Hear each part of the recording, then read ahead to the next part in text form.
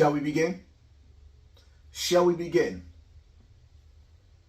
Maino addresses Hassan Campbell on Queenz Flip.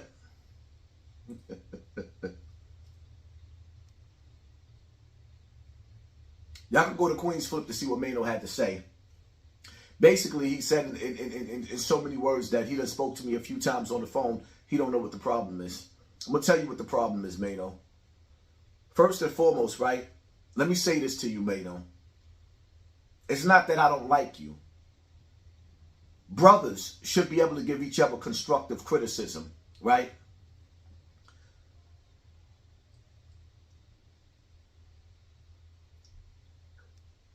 The night, and I'm using this because I need for you to understand, from my perspective and other people, in the hood,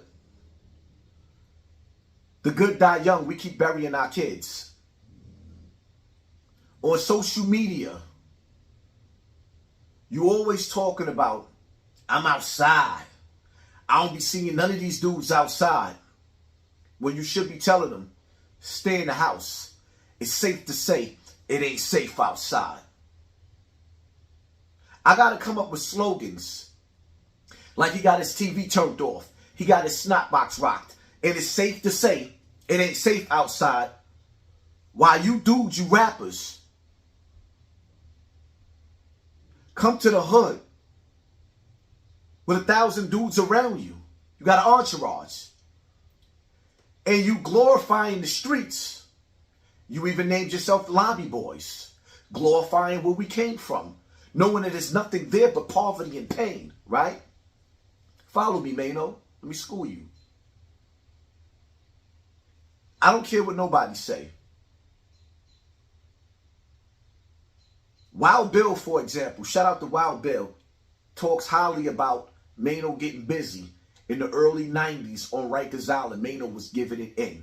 Nobody could take that away from him. Boxing Bar cut Maino, Maino cut him as well. You can't take nothing away from Maino.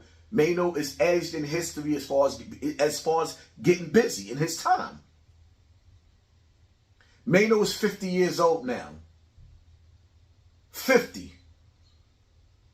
You went to Urban Plaza. You was there that night. In that back room, similar to this room I'm in right now. Your whole entourage. You had a whole team with you, Maino. And your girl got shot. You ran in your own words. You ran out the club. Ran out of your shoes. This is not disrespect. This is me repeating. It was just that real. You ran out. You had to go back in to go get 80. Shout out to 80. And Shorty was in there while you was outside. But my moral of the story is, Maino, you had the biggest entourage in that club that night.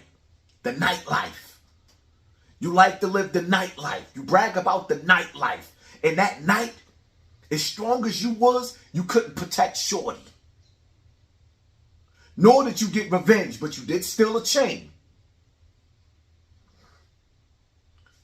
So what I'm saying is, when you keep saying that I'm outside, I don't be seeing y'all nowhere, we outside, I'm trying to get the young boys to go back in the house. It's safe to say it ain't safe outside. So a night of pleasure turned into a night of pain. That night when you was out supposed to be celebrating, maybe even performing at Urban Plaza, and you had your home team with you, your Shorty almost ain't make it home. So you know, and I say this to say that, you know how dangerous it is outside. But I got a 50-year-old Maino keep talking about, I'm outside. Nigga, you ain't outside by yourself with that gun on your waist ready to let it go by yourself and do that bid by yourself. These young boys is outside by themselves, going to shit, going to jail by themselves, getting laid down by themselves. It's not safe outside.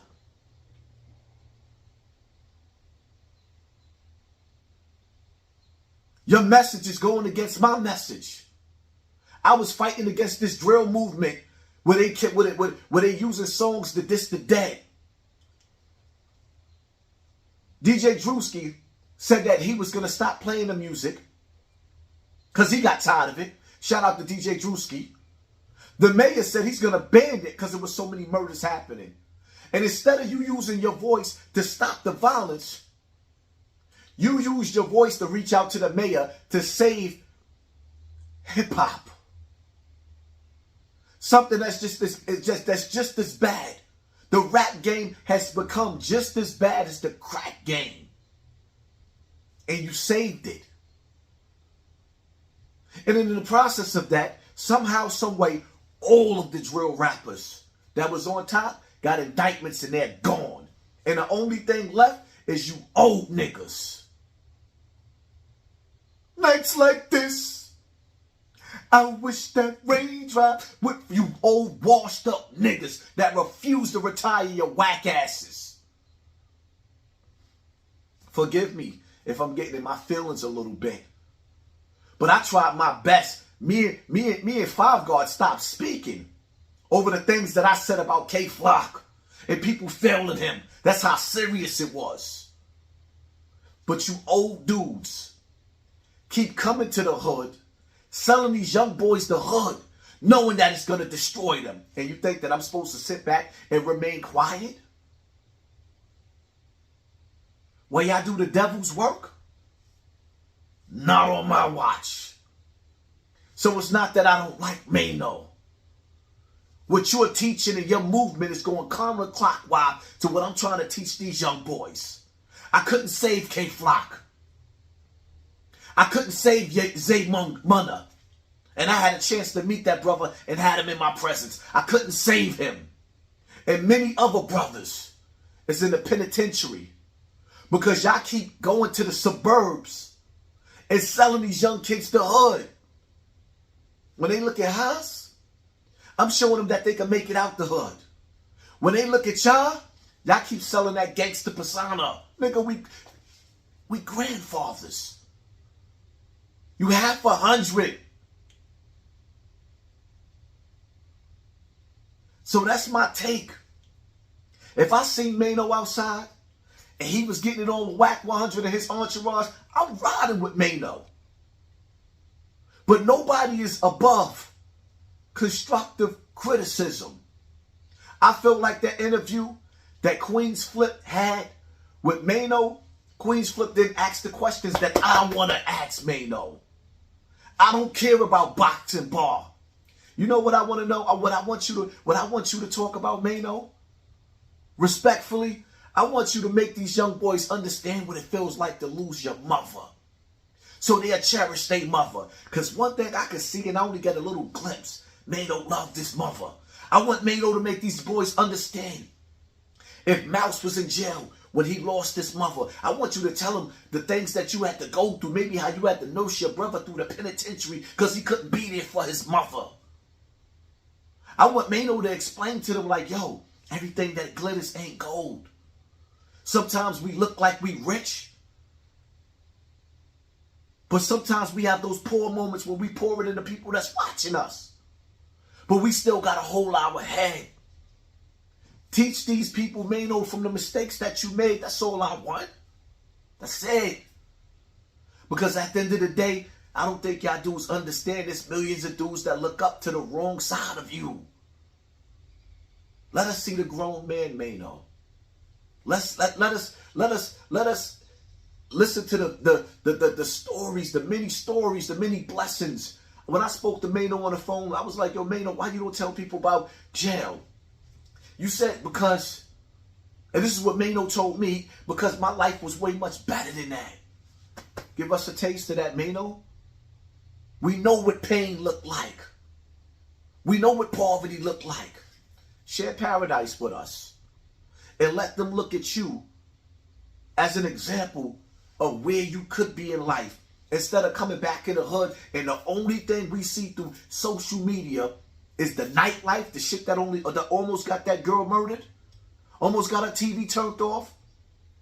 In the hood, we know what Harlem looked like. We know what Brooklyn looked like. Let us see what your backyard look like. It is what it is, man. Hit that like button, hit that share button, hit that subscribe button, man. And pay attention to your circle before they hurt you. Let me tell y'all something right now, right? It's safe to say it ain't safe outside. Find you somewhere that you can go this summer and enjoy life without going to jail, without being the one laying up in that freezer and your family got to pray over you in that casket. Anybody that's looking at me right now, I don't want your family to be pouring out liquor and lighting candles in front of your building over you. I'm out. Hit them in with the knowledge, the headshot.